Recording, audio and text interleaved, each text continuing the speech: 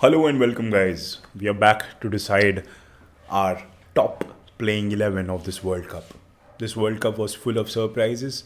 There were some humdingers of matches, and then there were some close finishes, and then there were some heartbreaks. The greatest one coming on the semi-final day, the second semi-final that India fared against England, and it is poetic justice that the one who defeated us won the World Cup, and somehow Pakistan could not really take the favourites tag home. They were somehow in a jiffy, they were down and out, and somehow with the rub of the green, with all the luck that they carry, usually they found themselves in the knockout stages and swept past New Zealand and then entered the final. But in the final, what is it that set them back? I have a very bare, simple analysis, and that is the approach with which they bat in the first innings. In all first innings that we have seen, they bat with suitable possibility of not losing wickets, taking the game deep, and just trying to stay till the end. And that is not the mindset that you should bat with. That is extremely problematic. If you do not attack in the power play, how do you expect the players coming after you to continue doing it over and over again? And that's not the first time that we have seen it. Any time that Pakistan have batted first, they have fared poorly, specifically in the first 10 overs. And that's not a problem that is only with them. If you see New Zealand, when Kane Williamson is batting, poor, absolutely poor first innings play. Any cricket match is decided with how you approach the match, your mindset. Look at England. Even after losing a wicket in the first over, they posted 50 in the power play. After losing 2 wickets when Butler was batting, he missed 2 brilliant deliveries of Naseem Shah. They pitched and seamed away outside. Edge was missed. And even then, he wasn't ruffled. What he did the next ball defines English cricket. The next ball came in right at the stumps. He just stayed away from the ball and lapped it over the keeper's head for a six. Can you believe that? Can you believe the power of that mindset? The strength of mind, the strength of character, the courage, the belief in your ability, the belief in yourself that you're able to do that despite being a captain in a chase, in a final. That's what English cricket is. And we have seen it over and over again. People who take chances, people who are courageous, often trump others in life. And that happens in sport day in, day out.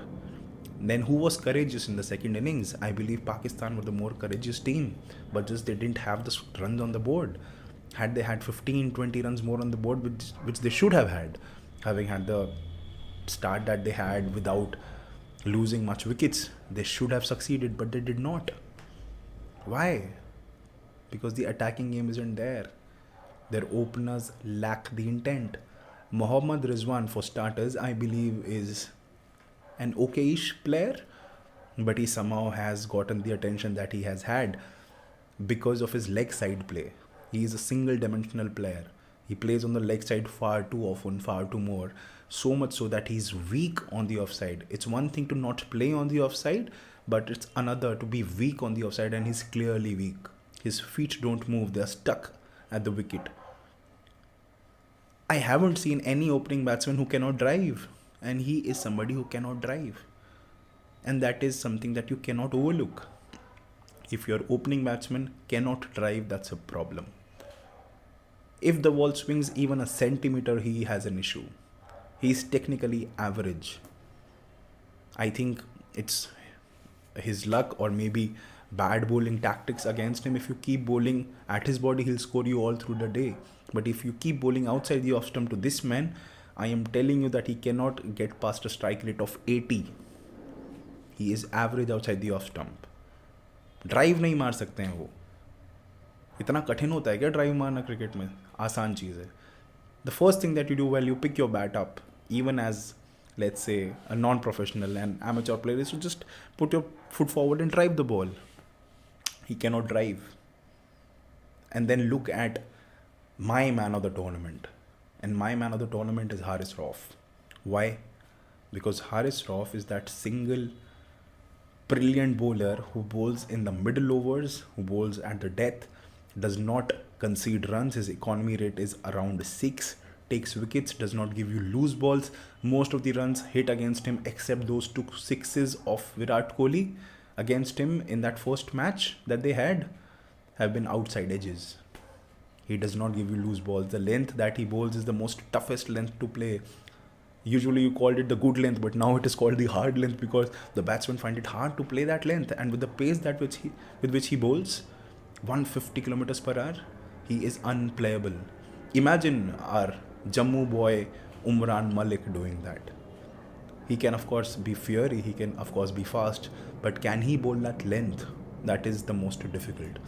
Josh Hazelwood too bowls that length, but not with the skid and pace with which Haris Rauf bowls. Mark Wood bowls that.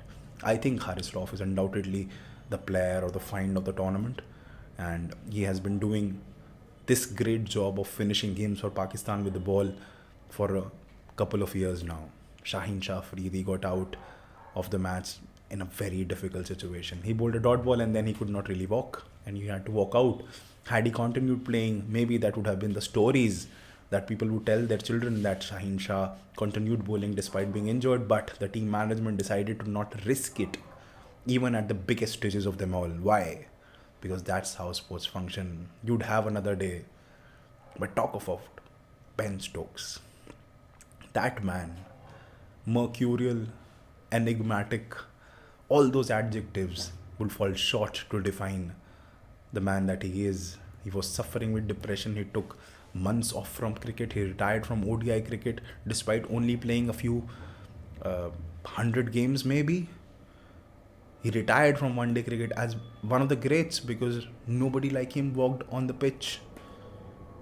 And now he played T20 cricket, won the World Cup. He is now the captain of the English Test team. That's what you call a journey well lived. I think you can have a couple of beers and celebrate it. He loves his beer, and we all do. But what we really need to inquire is the mindset of the Asian teams. I think it's a lot to do with the mindset, the approach, the conservatism that Asian teams have in their culture. We as people are very conservative. We are not risk-taking people. If we start taking risks, as the Europeans do, or maybe the Americans do, maybe the Australians do, then we might as well be a very different sporting country. You're always afraid to lose, afraid of a loss, because we take things very seriously.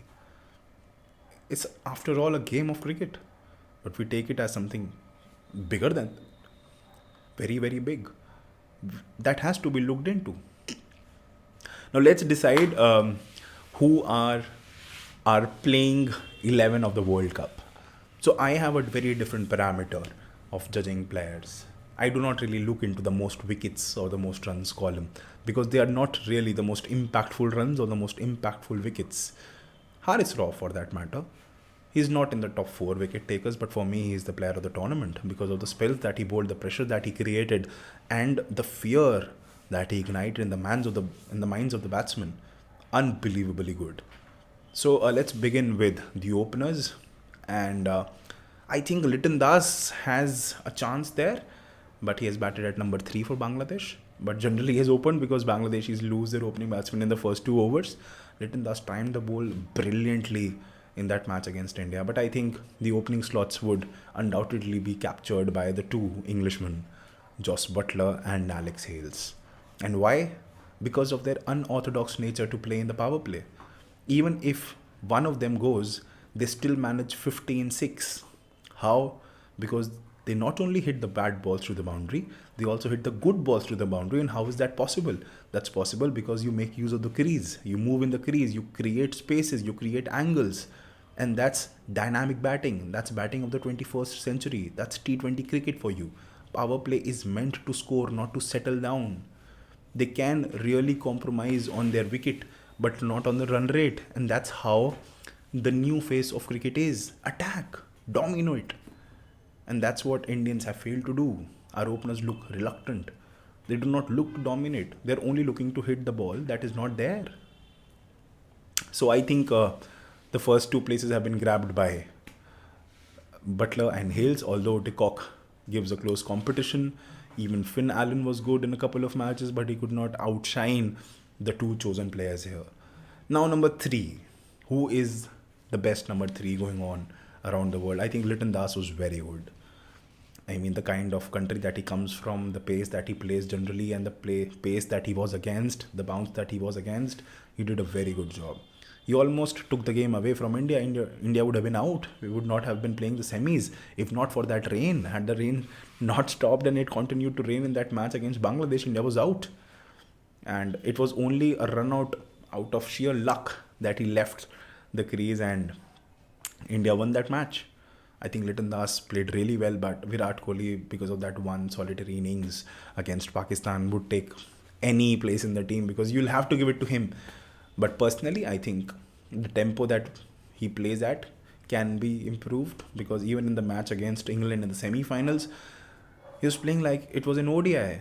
We were not very much under pressure. We had only lost one wicket and we were not even attacking their part-timers. Liam Livingstone got away after bowling 3 overs for just 21 runs. How was that possible?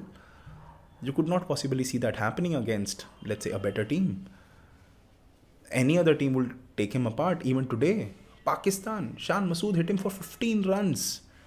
Now, Shan Masood is another player that I've loved to see at number 3, but Virat Kohli, because of that innings against Pakistan, the stage, 90,000 people, the match. Just imagine India-Pakistan match had 90,000 people and the final had 80,000. That's the difference the rivalry creates. The roof would have fallen down had India and Pakistan played a match. I'm not even talking about who won. That's the importance of an India-Pakistan clash. Of course, it's not war. War is something far too emotional, far too scary, far too dangerous. It's just a game of entertainment. But just to think about it, what a match it would have been. Talking about number 3, Virat Kohli takes it. Number 4, nobody else, Suryakumar Yadav. The single batter in that Indian batting lineup who is not an IPL captain. And that tells you a lot about why he plays the way he plays. Because he is not really thinking too much. He's thinking about the team. He's not thinking about getting out as much as the others are because they take so much responsibility all through the year that it has become a part of their personalities that they want to take time. They want to stay at the end. They want to play through the balls.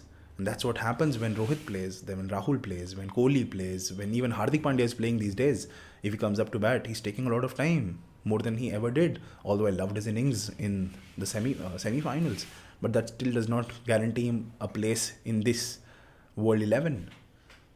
So I think there's something to ponder on. The pressures that batsmen keep with themselves, with the numbers that they bat at, and the positions that they hold in their IPL teams. If they're leaders, then they of course become timid in the sense that they would not take as much risks. And that can cost a team dearly. And Indian team was of course a recipient of that. So at number 4 is Suryakumar Yadav for me. At number 5, who would you keep at number 5? Is it Liam Livingstone? But he has not done much. Is it Ben Stokes? You cannot look past him. Ben Stokes has been bowling well. He has played a couple of good knocks. And in the final, if he scores a 50, then how can you look past Ben Stokes? Or is it David Miller? Miller also played a good knock or two, specifically against India.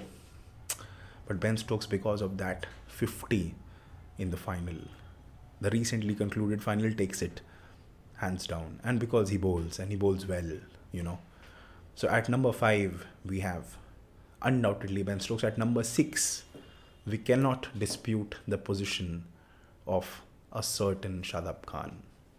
Shadab Khan, all through the tournament, has hardly bowled a bad ball. Even today in this finale, while defending only 138, he got hit for one boundary, and that too off an underage that Ben Stokes attempted to hit off a reverse sweep. He does not give you a full delivery all through the match. He bowls deliveries that are back of a length. You cannot get under them. You cannot step out to them. Harry Brook tried a couple of times today, could not succeed, got out. Brilliant bowler. Very, very valuable. It is very difficult to look past him even in the man of the match or man of the tournament scenario. Excellent number 6. Now who is your number 7? Can we give it to Rashid Khan? Or who's the wicket keeper rather? Have we chosen the wicket keeper? Yes, Butler is there. Who's number 7? Hardik Pandya? Rashid Khan? Who would you want? We've already had one leg spinner. I think Rashid Khan is not really our man in this World 11. Our number 7 would undoubtedly be here. Think more. Even I'm thinking. I believe it can be Marcus Stoinis because of the innings that he played against whom? Sri Lanka. 17 ball 50. Powerhouse, wolf of a player, Hulk. Can we have Marcus Stoinis or do we have Hardik Pandya? Who else at number 7 did well? I think Klassen was good a couple of times. Parnell, not sure. No, did not bat as well as he should have. England, we have Moeen Ali, decent. Did not bowl a lot in the tournament, did not bat well in the tournament too, except in the final, and that too he was bowled of Mohammad Wasim. Who else is left? Is it Nisham? Nisham was good. But I think it has to be a trump between Hardik Pandya and Marcus Stoinis, but I give it to Stoinis. I give it to Stoinis because he played an excellent innings to keep Australia in the hunt. He can also bowl a couple of overs. So number 7 goes to Stoinis. And then we come to number 8. Number 8, we want somebody with utility. That has to be Mohammad Nawaz. Mohammad Nawaz can really give you those crucial overs and the big hits. Could not really do well eventually. But coming to the bowling, I think we can easily choose our number 9. And our number 9 for this year's edition, possibly, can be, for me, it has to be Nagarawa or Muzrabani, one of the two. You choose it for me. Number 9. Number 10 is Haris. And number 11 for me is either Naseem or Shaheen or Bolt. Pakistan, I mean, very difficult to look past in the bowling department. They have been one of the best. And Rashid Dilawar. Who's Rashid Dilawar? Rashid Dilawar. Anyway, so we have done our team of the tournament. We need great Kohli. And that's about it. Thank you. That's our 11. We'll soon see you after the World Cup ends.